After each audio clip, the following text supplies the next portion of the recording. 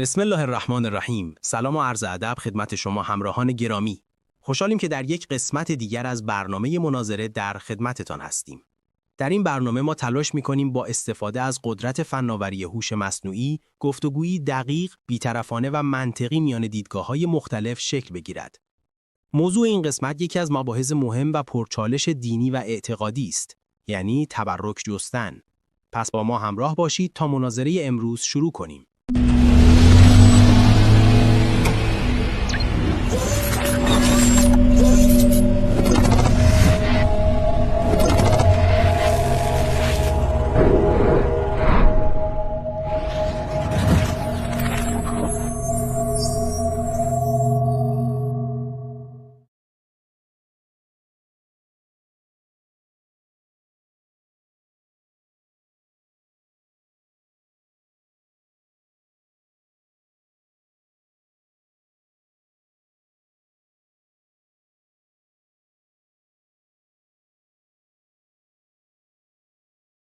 خب امروز قرار هست به یکی از مفاهیم میشه گفت بحث برانگیز در سنت و متون دینی بپردازیم.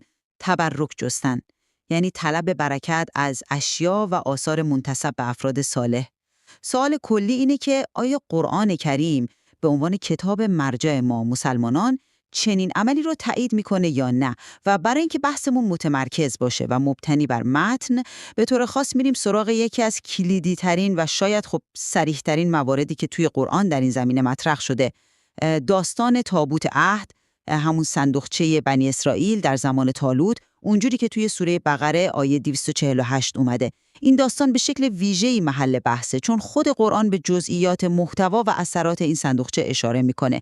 پس سوال محوری ما این میشه: آیا این داستان قرآنی واقعاً شاهدی بر جواز و حتی مطلوبیت تبرک جستن به اشیای مرتبط با انبیا و صالحانه، به این معنا که این اشیا میتونن به نوعی حامل یا منتشر کننده برکت الهی باشن، یا اینکه نه، باید اون رو یک مورد کاملاً استثنایی و نمادینی تفسیر کرد که صرفاً چطور بگم کانالی برای تجلی اراده خاص خداوند در اون مقطع تاریخی بوده.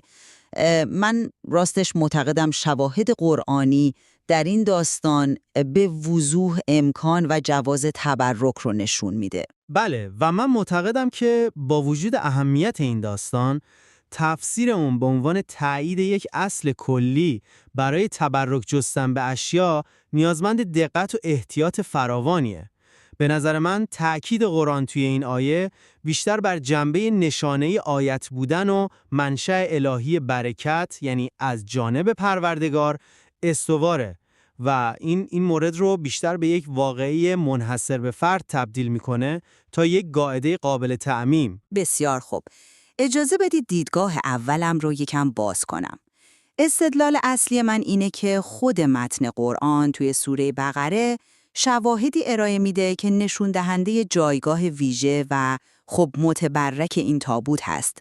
ببینید وقتی بنی اسرائیل به پیامبر زمان خودشون اعتراض میکنن که چرا طالوت که از نظر مالی برجسته نیست باید فرماندهشون باشه، پیامبرشون نشانه‌ای برای حقانیت این انتخاب الهی ذکر میکنن: بازگشت تابوت عهد گم شده.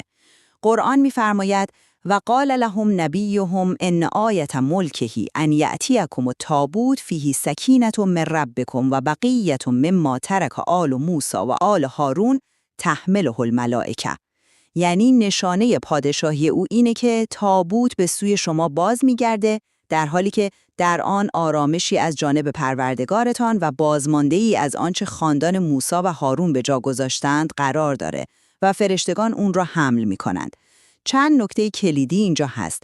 اولاً صراحت عبارت فیه سکینه، یعنی در آن آرامش است. این نشون میده که این تابوت به خودی خود محل و حامل این آرامش بوده. ثانیاً محتوای اون صرفاً یه صندوق خالی نبوده، بلکه بقیتون مما ترک آل موسی و آل هارون بوده، یعنی آثار و یادگارهای باقی مونده از دو پیامبر بزرگ الهی. این ارتباط مستقیم با انبیا به محتوای صندوق قداست میبخشه. ثالثاً تفاسیر معتبر چه شیعه و چه سنی غالباً اشاره می‌کنن که بنی اسرائیل قبل از گم کردن این تابوت اون رو در جنگ‌ها همراه خودشون می‌بردن و به واسطه اون پیروز می‌شدن و آرامش می‌یافتن. این یعنی عملاً به اون تبرک می‌جستن. قرآن این سابقه را رد نمی‌کنه، بلکه بازگشت همین تابوت با همین ویژگی‌ها رو نشانه الهی می‌دونه. و نکته آخر حمل شدن اون توسط ملائکه است که بر اهمیت فوق‌العاده و شأن والای این شی تأکید می‌کنه. مجموع اینها از دید من تایید روشنی بر اینه که اشیای مرتبط با اولیای الهی میتونن منشأ یا حامل برکت باشن و توسل و تبرک به اونها امری مجازه و حتی مورد تایید قرآن هست. من هم اهمیت این آیه و داستان رو کاملا قبول دارم اما خب برداشتم از جزئیات متفاوته. اجازه بدید من هم نگاهم رو توضیح بدم. شما روی فیهی ساکینا یعنی در آن آرامش است تأکید کردید. اما به نظر من نمیشه این عبارت رو بدون توجه به قید بسیار مهم من ربکم یعنی از جانب پروردگارتان تفسیر کرد. قرآن نمیگه آرامش از ذات این اشیا یا صندوقچه نشأت میگیره، بلکه میگه آرامشی از جانب خدا در اون قرار داده شده یا به واسطه اون عطا میشه. این تاکید بر منشأ الهی به نظر من کلیدیه. یعنی خداوند اراده کرده که در اون مقطع خاص از طریق این تابوت آرامش را بر قلوب بنی اسرائیل نازل کنه. پس تابوت و محتویاتش بیشتر از اینکه منبع ذاتی برکت باشن، آیت یا نشانه محسوس برای یک فعل الهی مستقیم هستند. هدف اصلی اثبات حقانیت طالوت بود و تابوت وسیله‌ای برای این اثبات معجزه‌آسا بود. نکته دوم اشاره به بقیت مما ترک آل موسی و آل هارون هست. بله، این آثار در اون بودند، اما آیا قرآن میگه این آثار خودشون منبع سکینه هستند یا اینکه حضور این یادگارها صرفاً به اهمیت تاریخی و نمادین تابوت به عنوان میراث نبوت و عهد الهی می‌افزایه و اون رو به عنوان یک آیت مناسب‌تر می‌سازه؟ و سوم، حمل تابوت توسط ملائکه. این هم به نظر من دقیقاً بر استثنایی بودن و اهمیت فوق‌العاده این رویداد و این آیت تأکید داره. خداوند برای نشون دادن اهمیت انتصاب طالوت از نشانه‌ای خارق‌العاده با تایید آسمانی یعنی حمل توسط ملائکه استفاده میکنه. این لزوماً به معنای جواز تعمیم تبرک به هر شی دیگه‌ای در هر زمان دیگه‌ای نیست. به طور خلاصه من معتقدم تمرکز آیه بر تابوت به عنوان یک نشانه الهی منحصر به فرد در یک بستر خاصه و منشأ برکت و سکینه رو مستقیما به خداوند نسبت میده، نه به ذات اشیاء درون تابوت. متوجهم که شما بر نقش نشانه‌ای و منشأ الهی تاکید دارید. اما این تفسیر به نظرم قدرت عبارت فیه یعنی در آن رو یک کمی نادیده میگیره. وقتی قرآن میگه آرامش در اون هست، نمیشه نقش خود ظرف و مظروف رو انکار کرد. اگه قرار بود صرفاً یک نشانه بدون هیچ ویژگی خاصی باشه، شاید تعابیر دیگه‌ای به کار میرفت. چرا خداوند انتخاب میکنه که سکینه و آرامش رو در صندوقچه‌ای قرار بده که حاوی آثار پیامبرانه‌ایه؟ آیا این انتخاب خودش حامل معنا نیست؟ این نشون میده که این اشیا و این ظرف قابلیتی برای دریافت و حمل این فیض الهی داشتند که خداوند اونها رو برای این منظور برگزیده. درسته که منشأ خداست، هیچ شکی در توحید نیست، اما خداوند گاهی برکاتش رو از طریق وسایط خاصی جاری میکنه. این وسایط به واسطه انتسابشون به امر الهی یا اولیای الهی شرافت و جایگاه ویژه‌ای پیدا میکنند. پس گفتن فیه سکینه یعنی پذیرش این واقعیت که این صندوقچه صرفاً یک نماد خشک و خالی نبوده، بلکه محمل واقعی اون آرامش الهی بوده. من هم نمیگم صندوقچه بی نقش بوده. نقش اون به عنوان آیت بسیار پررنگه. اما سوال اینجاست که آیا این نقش یک نقش وجودی و ذاتیه یا یک نقش اعتباری و تعیین شده از سوی خدا برای یک هدف خاص؟ ببینید عبارت من ربکم بلافاصله بعد از فیهی سکینت هم میاد و به نظر میرسه هدفش دقیقاً جلوگیری از همین برداشته که مبادا گمان بشه خود صندوق یا اشیا قدرت ذاتی دارند. این عبارت مثل یک ترمز عمل میکنه و میگه بله، آرامش اینجاست، اما فراموش نکنید که این آرامش از جانب پروردگارتانه. این یک عطیه مستقیم الهیه که در این ظرف تجلی یافته. حالا سوال من اینه، اگه همین بقیه یا آثار توی یک صندوقچه معمولی دیگه‌ای قرار می‌گرفتن، آیا باز هم ملائکه اون رو حمل می‌کردن و همون سکینه رو به همراه داشت، یا اینکه کل این پکیج، صندوقچه، محتویات، نحوه بازگشتش توسط ملائکه مجموعاً یک آیت و معجزه الهی یکپارچه برای اون قوم و اون زمان خاص بوده؟ تمرکز بیش از حد بر خود شی خطر غفلت از فاعل اصلی یعنی خداوند رو به همراه داره. این سوال خوبیه که آیا در ظرف دیگه‌ای هم همین اثر رو داشت یا نه؟ پاسخ قطعی توی متن نداریم، اما چیزی که داریم گزارش‌های تفسیری معتبر در مورد عملکرد بنی اسرائیل قبل از گم شدن تابوت هست. همطور که گفتم مفسرین و این نکته مهمیه که در منابع هر دو مذهب اصلی اسلامی اومده نقل می‌کنن که بنی اسرائیل به این تابوت در جنگ‌ها تبرک می‌جستن و اون رو وسیله پیروزی و آرامش می‌دونستن. این یک سنت عملی بوده. حالا نکته اینجاست که قرآن در مقام بیان نشانه حقانیت طالوت همین تابوت دارای سابقه تبرک رو به عنوان آیت معرفی می‌کنه و میگه با همون ویژگی‌ها سکینه و بقایا باز می‌گرده. قرآن این سابقه عملی بنی اسرائیل رو تقبیح نمی‌کنه، بلکه گویی اون رو تایید می‌کنه. اگر تبرک دوستن به این تابوت شرک آمیز یا نادرست بود، انتظار می‌رفت قرآن به نوعی به اون اشاره کنه یا حداقل این ویژگی رو در بازگشتش برجسته نکنه، اما برعکس قرآن با ذکر فیه سکینه همون کار کردی که بنی اسرائیل به اون باور داشتن رو به نوعی صحه می‌گذاره، البته با تصریح منشأ الهی اون. این تایید عملی در متن قرآن به نظر من دلیل محکمی بر جواز این نوع تبرکه. من روایت تفسیری رو رد نمی کنم که بنی اسرائیل چنین باوری داشته و چنین عملی می کردند. خب بله، ممکنه اینطور بوده. اما سوال اینجاست که آیا قرآن این عمل رو تایید میکنه یا صرفاً گزارش میکنه که چنین باوری وجود داشته و حالا بازگشت همون شیء مورد توجه اونها نشانه حقانیت طالوته و مهمتر از اون، آیا پیروزی های اونها واقعاً به خاطر اثر ذاتی تابوت بوده یا به خاطر همراهی نصرت الهی که به واسطه حمل اون تابوت به عنوان نماد عهد و ایمانشون در اون دوران شامل حالشون می شده؟ خداوند در جای دیگری از قرآن می‌فرماید و ما النصر الا من عند الله. پیروزی جز از جانب خدا نیست، پس پیروزی مستقیما از خداست. تابوت میتونسته صرفاً علامت یا شرط تحقق اون نصرت الهی باشه، نه علت اون. شاید بنی اسرائیل در فهم خودشون به تابوت قدرت ذاتی میدادند، اما قرآن با عبارت من ربکم این فهم رو تصحیح میکنه و میگه اصل نصرت و سکینه الهیه که حالا از طریق این آیت تجلی یافته. این به نظر من تفاوتی ظریف اما مهمه. معجزه و حمایت خاص خداوند برای اون امت در اون شرایط خاص باشه و لزوماً قابل تعمیم به هر شیء دیگه‌ای نیست. اما اینجاست که دوباره به مسئله حمل توسط ملائکه میرسیم. شما اون رو صرفاً تاکید بر استثنایی بودن آیت میدونید. من فکر میکنم این تفسیر وزن کافی به این پدیده نمیده. ببینید، ملائکه موجودات پاک و مقرب الهی هستن.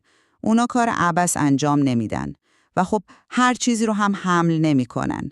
اینکه خداوند به ملائکه دستور میده این صندوقچه رو حمل کنن، نشون دهنده چه چیزی میتونه باشه جز قداست و شرافت ذاتی و وجودی فوق‌العاده بالای این شیء در نزد خداوند.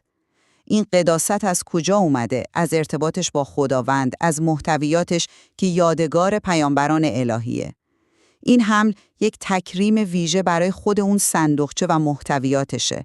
این دیگه صرفاً یک نشانه یا علامت نیست، بلکه نشون میده این شیء فی نفسه داره چنان ارزشیه که ملائکه حامل اون میشن. این به نظر من فراتر از یک نماد صرفه و به نوعی برکت ذاتی یا حداقل شرافت اکتسابی بسیار بالا رو نشون میده که اون رو شایسته تبرک میکنه. من منکر ارزش والای اون تابوت در نزد خدا نیستم. قطعاً بسیار ارزشمند بوده که چنین نقشی رو ایفا کرده و ملائکه حاملش بودند. اما تمام این ارزش به نظر من در چارچوب نقش اون به عنوان آیت ملک نشانه پادشاهی طالوت معنا پیدا میکنه. این یک رویداد منحصر به فرد برای اثبات یک امر الهی بسیار مهم در تاریخ بنی اسرائیل بود. آیا میتونیم از این تکریم ویژه نتیجه بگیریم که هر تکه چوب یا پارچه‌ای که زمانی به فرد صالحی تعلق داشته، لزوماً همون درجه از قداست یا قابلیت هم توسط ملائکه رو داره، یا اینکه تبرک چوستن به اون به همون شکل و با همون انتظار مجازه؟ به نظر من این یک قیاس منطقی نیست. نمیشه از یک مورد استثنایی با ویژگی‌های معجزه‌آسا یک قاعده کلی برای همه زمانها و همه اشیاء استخراج کرد. اون تابوت به خاطر نقش خاصی که خدا براش در اون مقطع تعیین کرده بود، این اهمیت رو یافت. آیا پس از اون واقعه و استقرار حکومت طالوت باز هم همون نقش رو داشت؟ قرآن در این مورد سکوت کرده. حالا که صحبت از قیاس شد، بذارید به نکته دیگه‌ای بپردازم که گاهی در نقد تبرک مطرح میشه. مقایسه اون با شرک و بتپرستی، مثلا با کار ساماری و ساختن گوساله. این مقایسه اساساً نادرسته و خود قرآن این تفاوت رو روشن میکنه. ببینید، تبرک جستن به آثار صالحان با نیت یاد خدا و اولیاء او و نزدیک شدن به خدا از طریق احترام به شعائر الهی صورت میگیره. در اینجا شیء متبرک وسیله‌ای برای توجه به خداست، نه خود هدف یا معبود. اما در داستان ساماری، گوساله به عنوان الهکم و اله موسی، خدای شما و خدای موسی معرفی شد. یعنی خود شیء به مقام الوهیت رسید. این دو کاملاً متفاوتن. در داستان تابوت عهد هیچ کجا اشاره‌ای به پرستش تابوت یا شریک قرار دادن اون برای خدا نیست، بلکه از اون به عنوان محل نزول آرامش از جانب خدا و نشانه الهی یاد میشه. عمل بنی اسرائیل در تبرک جستن به اون طبق تفاسیر اگر هم انجام می شده در چارچوب همین نگاه بوده و قرآن اون رو هم ردیف عمل ساماری قرار نداده. این تمایز بسیار حیاتیه. درسته، من کاملا با شما موافقم که بین تبرک به معنای احترام و یادآوری و شرک و بت پرستی تفاوت ماهوی وجود داره. قیاس با گوساله سامری قطعا نادرست و بی‌انصافیه. نگرانی من بیشتر از جنبه نظری مربوط به جنبه عملی و مرزهای باریک اونه. در تئوری تبرک وسیله است، اما در عمل آیا همیشه این مرز حفظ میشه؟ آیا ممکن نیست که به تدریج توجه از خداوند به عنوان منبع اصلی به سمت خود شیء واسطه سوق پیدا کنه و فرد ناخودآگاه از خود اون شیء انتظار برآورده شدن حاجات یا دفع بلا داشته باشه؟ اینجاست که خطر نزدیک شدن به شرک خفی، یعنی شرک پنهان، وجود داره. به نظر من تأکید مکرر قرآن بر من ربکم در همین آیه تابوت میتونه هشداری برای همین موضوع باشه.